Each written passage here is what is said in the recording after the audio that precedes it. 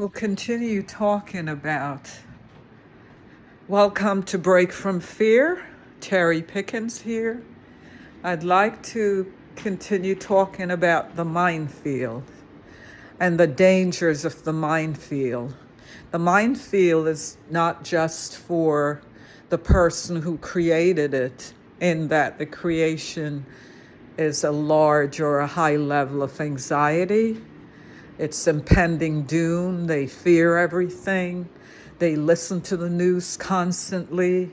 They see the world as falling apart in any minute. And the mind, they create what I call a minefield. And as a reminder, the minefield is really like when men are at war, or when soldiers, proper use of the language, are at war and there are mines within an open field, and if they step on it, it blows up. So you have to walk carefully, but beyond walking carefully, your fear factor is turned on. You're in survival mode, because if you step on it, it's not a tiny mistake. It could cost you your life. So the sensation of being survival mode is like walking a minefield. That's the reference there. And to add to it, the people that are in your field or visiting, or your friends or family in and around the minefield, takes on the same sensation as the soldier who was in the minefield. And so over time, if it's a child or someone who's young, they have to find a defense mechanism to help them to survive. And part of that is what they call autism. Another part of that is what's referred to as ADHD. And now in popular culture, they have invented a new word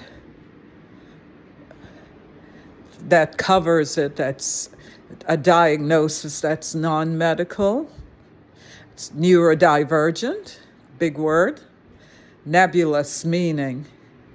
The reason that meaning is used is you can throw any kind of diagnosis within there.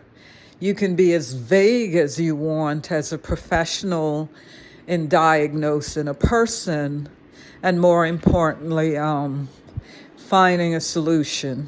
I'm not going to say a cure, that wouldn't be the right word. And you would get away with it because under that label that's that big, there's room to hide anything. And you could always go back to a reference of saying, but it means that too. The only problem is when you start telling people that they're special and they have a special situation that's non-medical, then you really drive them crazy, because the labels that we put on people, they have to live up to. So getting back to the concept of the minefield, that in itself is a minefield. The person living in that minefield must also create situations like that. They are dependent on labels, because anything that seems healthy is not healthy to them. So the minefield concept is very interesting.